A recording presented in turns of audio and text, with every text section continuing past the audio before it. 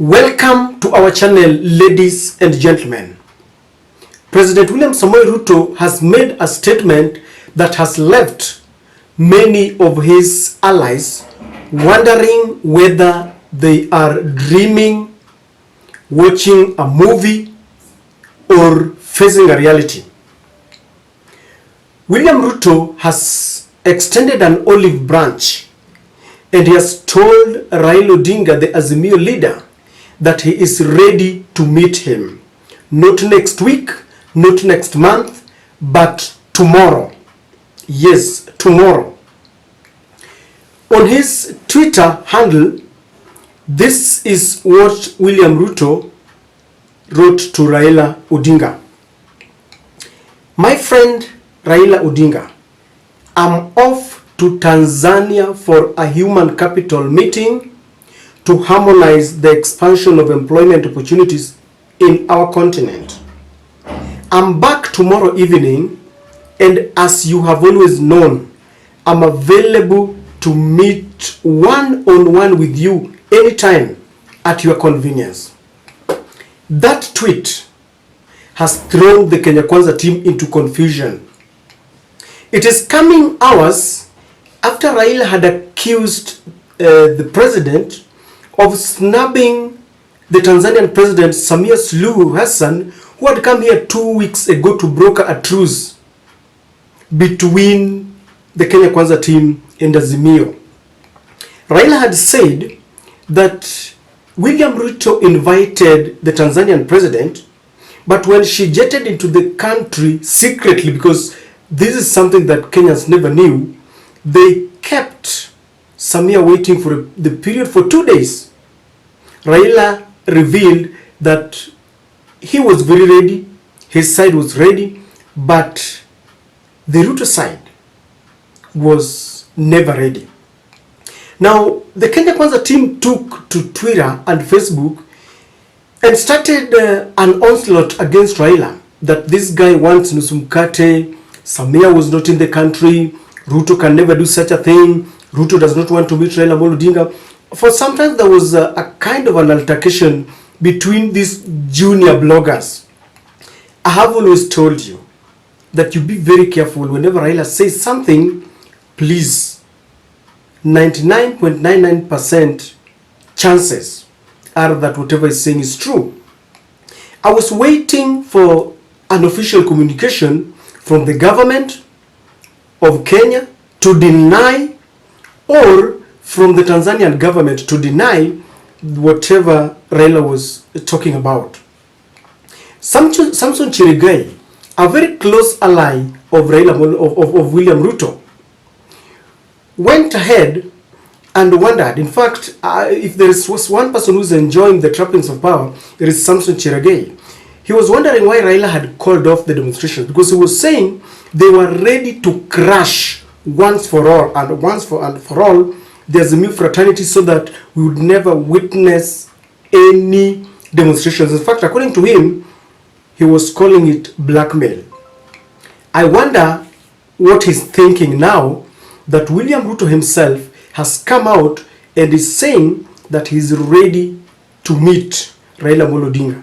Not to send his troops, not to send the troops in the bipartisan talks. According to this tweet, William Ruto is saying, I'm ready to meet you one-on-one. Our friends from the Mulembe Nation will tell you, mundu humundu. When I looked at this tweet, two things came to my mind. One, it is either William Ruto is coming to the realization that the buck stops with him and not his sycophants, who would rather see Kenya burning to ashes as long as they stay in power. And so he realizes that many a times if you have to get into talks with the opponent, you have to go alone. That is one thing that came into my mind. The other thing is the obvious one, that maybe he is just playing games, because this is not the first time I see President Ruto offering an olive branch to his quote-unquote brother Raila Odinga. The first time Raila called off demonstrations, it was William Ruto in Statehouse who called for a press conference, called Raila Amolo Odinga's brother, and told him to call off the demonstration so that they could have a round table talk. Later, those talks, each side started a blame game, and we realized that they were meant to hoodwink Kenyans, and they were just meant for time wasting. They were kind of tactics to waste time. Now, Raila said it was the Tanzanian president who came here to broker a truce when there was a stalemate. But and William Ruto is giving this tweet and confirming that he is in Tanzania. So I made to feel that he met Madam Suluhu and realized that Raila had spilled the beans. And so it is like Madam Suluhu told him, go and sit down with Raila Amolo Odinga so that you can talk. Remember just last week there was a video that was going on, viral, when Suluhu was making a joke, was mocking Kenyans, that in the last few months, Tanzania has seen an upsurge of investors who are running away from Kenya, ostensibly because of the lack of peace, because of the demonstrations. And she was telling the Tanzanians to take advantage of the peace and tranquility in their nation, in their country, so that they can attract and maintain more investors. This is one of the reasons why I thought that maybe they decided not to speak to Suluhu when she came in, when she jetted into Kenya. And now it was a moment of reckoning. It seems Suluhu told William Ruto, go and sit down with your brother because the country is burning. I want us to look at just two things. Why do you think William Ruto, if at all he's serious, wants to meet Raila Amolo Odinga? Just last week, we were treated to some information that the international community diplomats, the UN and the Canadian representative to Kenya and US ambassador to Kenya, went to Kalonzo's home, and they were trying to broker some truths, trying to talk, and it is like they were pushing Kalonzo Musyoka to talk to Raila. And it seems because according to Raila, today he was answering questions from international media. So BBC, CNN, Voice of America, all that. And Raila made it very clear that he is ready for talks, as long as whatever they're going to talk about are pertinent issues that are affecting Kenyans. And he made it very clear, crystal clear, that he is not interested in any handshake. Because when you look at the Kenya Kwanza team, they are so much obsessed about the whole cake. Wanasema Raila anataka nusu mkate. And Raila has made it very clear that he's not interested. So the international community is piling a lot of pressure to William Ruto to accept talks. Because if you look at what is happening again, people are dying. In Kisumu, there is what now is trending as ethnic cleansing. Most of the soldiers from Ruto's ethnic tribe feel like they are protecting their government. They feel that they're the shareholders, and they are maiming people, beating them, killing them mercilessly, including old grannies and children. And so when this was happening, there was a lot of pressure, even from Raila's side, that you are here fighting for the rights of all Kenyans, but your community is being targeted. And so the international community seems like they are piling a lot of pressure on William Ruto to accept talks. The other thing that has happened, and we saw it, the United Nations Human Rights Office, through their spokesperson, gave a warning, and they were so much concerned about excessive force from the police and the brutality that is launched against innocent Kenyans who are demonstrating. Remember, Kenya has got one of the best constitutions that is recognized in the world. The freedom of picketing and peaceful demonstration is there.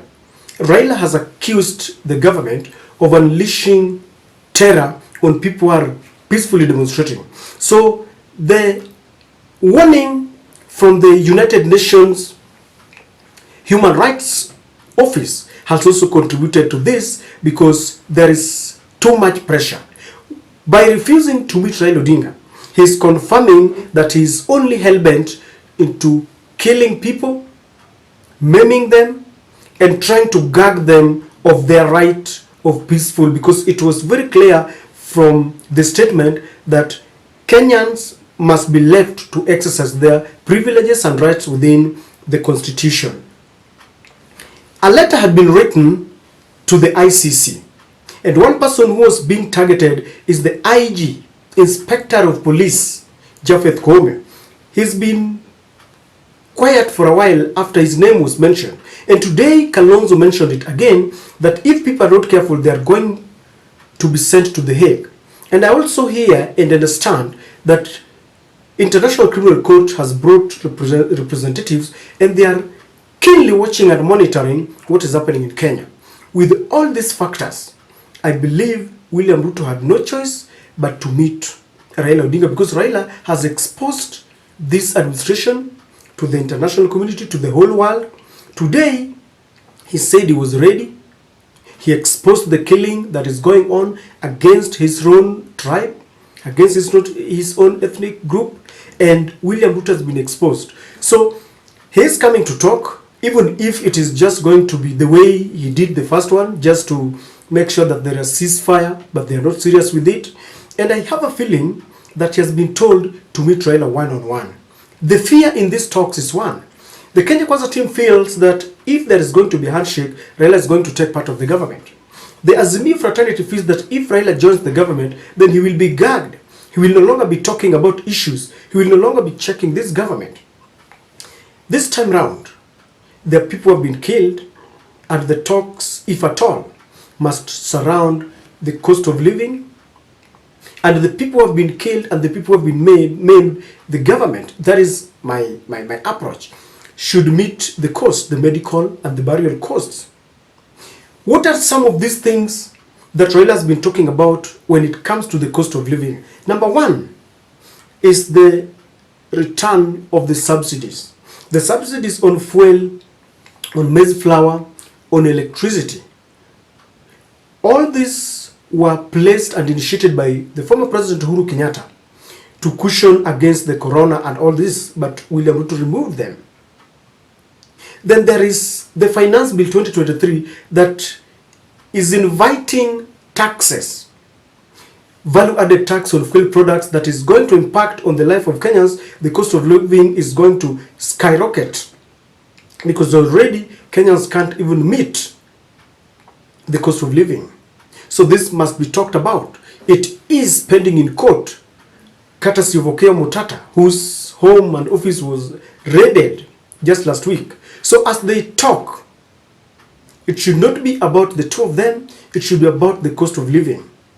But remember, there had been irreducible minimums from Azimio, who said they want the server to be opened for scrutiny, they want the Cherera 4 to be reinstated, they want the cost of living, they want Raila wants him to be included in the recruitment of IEBC commissioners. So by mentioning those last, I can assure you that these talks will not last.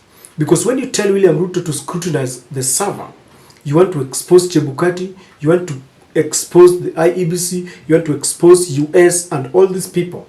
But ladies and gentlemen, all over the world, when things are bad, to stop mayhem, people must talk.